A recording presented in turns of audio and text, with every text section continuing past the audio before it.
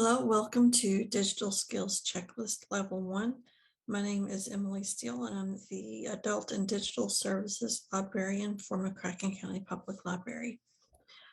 This slideshow is to walk you through a checklist of digital skills.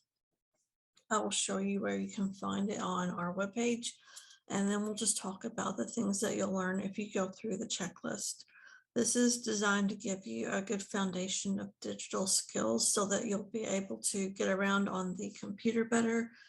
And if you want to learn going on from that, you can, but if you aren't really very interested in it, I think that this will be enough to get you at least through the basics so that you can navigate the internet if you need to.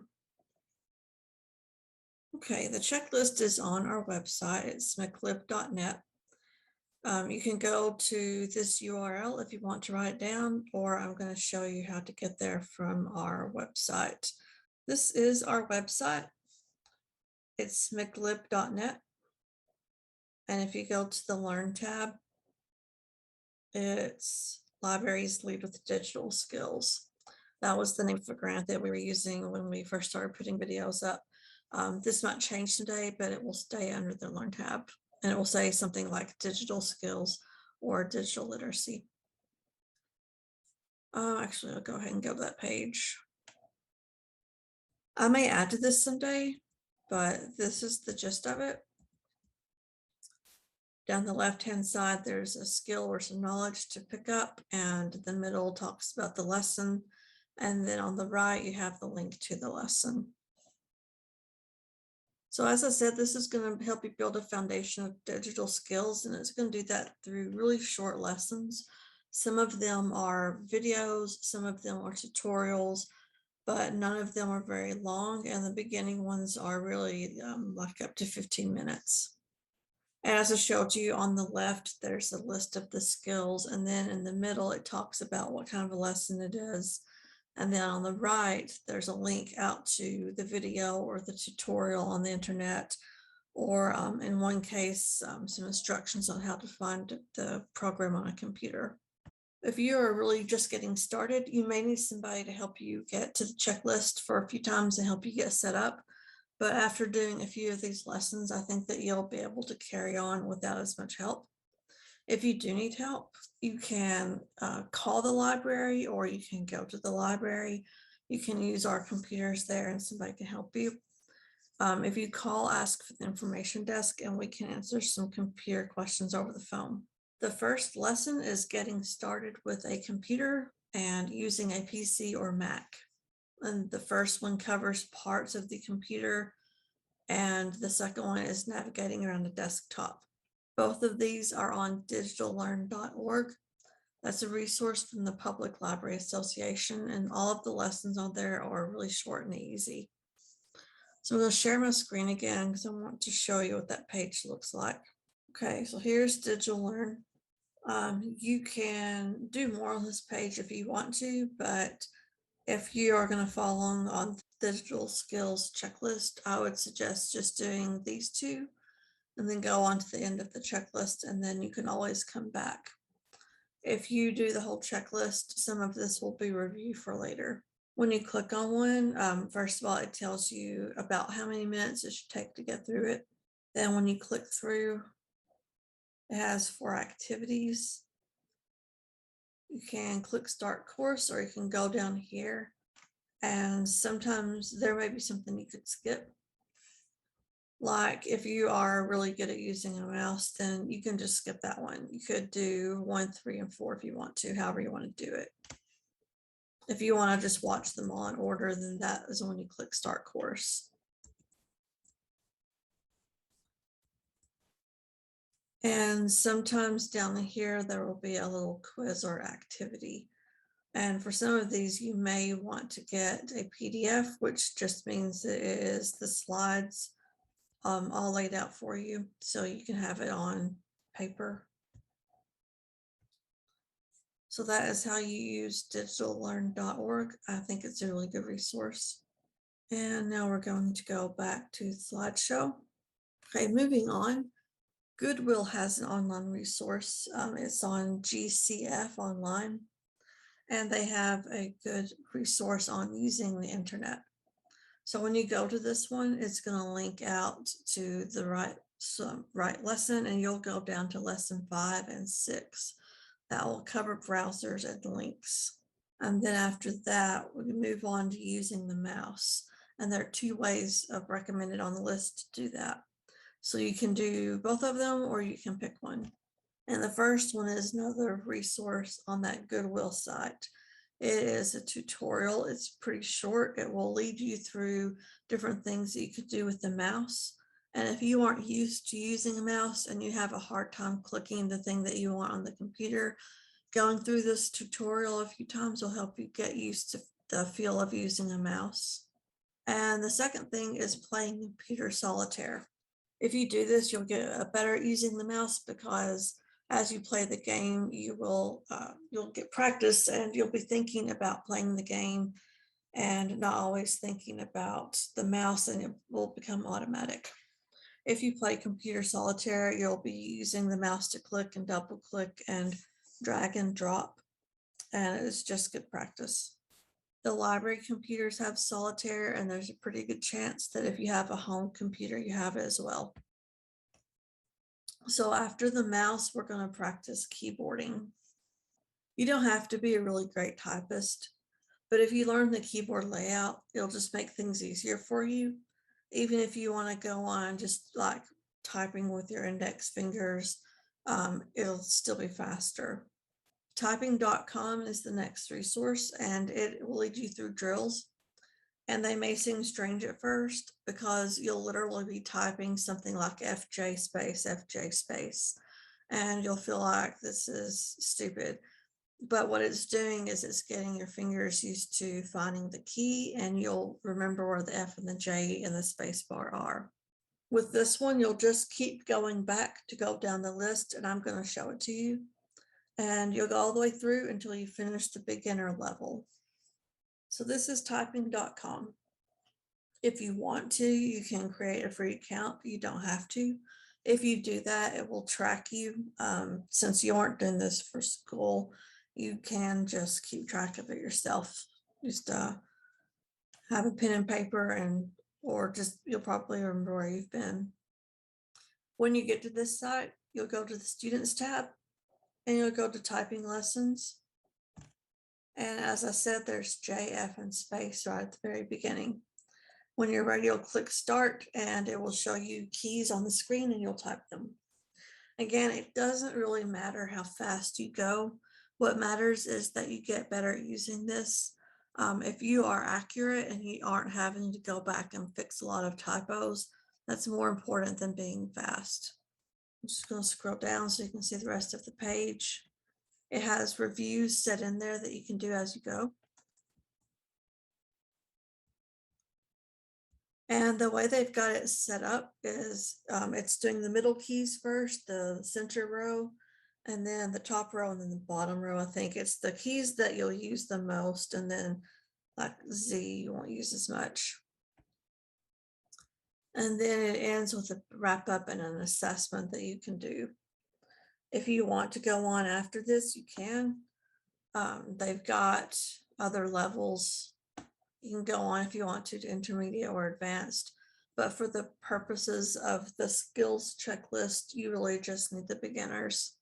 Okay, moving right along, when you go on from keyboarding, you will need an email account, and you can get one from Google or Outlook, Apple or Yahoo. Those are all popular options. Proton Mail will let you set one up without a phone number. That is a sticking point for many people trying to set up an email address. If you don't have your phone with you, that you can use it to validate your identity. It can be hard. So if you don't already have an email address and you don't have a phone you can use to get texts, you can try Proton Mail. Another thing to know about that is if you have a smartphone, you have an email address that's attached to that smartphone, even if you haven't been using it. And you can go into your settings and then your accounts, and you can find that. If you have an Android, it'll be a Google account. If you have an iPhone, it will be an Apple account. So if you need help with that, we can help you. If you bring into the library or if you call us, we can probably talk you through finding that. Okay, so getting started with Google is the next class that you'll do. It's one that we recorded at the library. Okay, here we are back with the skills checklist. I'm just going to go over a really quick review and then show you the last part. So the first part is the digital learn. First, you will do getting started with the computer, and then you will go on to choosing using a PC or a Mac. PC is basically a Windows computer and a Mac is an Apple computer. If you aren't sure, watch the first one, and if that doesn't look like your computer, try the second one. Then after that is when we get into the Goodwill parts, the internet basics, and then the mouse tutorial. Or if you would rather skip the mouse tutorial and go to Solitaire, you can do that. After you have practiced using the mouse, you will go on to typing.com and practice getting better with the keyboard. And then if you don't have an email address, you may want to get Proton email. You don't have to do this, especially if you already have an email address. Also, the first part of this last class covers getting a Google account, which will give you a Gmail address. So if you don't already have a Google account, if you have a cell phone that you can get texts on, you can sign up for a Google account and just use that email. If you don't have a phone, it's hard to get a Google account set up, so you'll need another email address. And as I said before, if you have a smartphone, you have an email address and we can help you find it. But if you want to set up a new email address to Proton, you can. So this one class covers these 3 subjects. It's a little bit longer. I'm going to click on it now, and then you can see our YouTube page. Okay, it looks like this getting started with Google is just under 15 minutes. All you have to do to watch this course, just hit play. It will just show you how to do all these different steps of setting up an account. What are the different apps that you can use when you have a Google account and things like that. And I'm going to click on our page so we can go. This is our YouTube homepage. So we have all our videos here. There's all these things for kids. There's most of the adult programs. There's crafts, all kinds of things. If you go to playlists,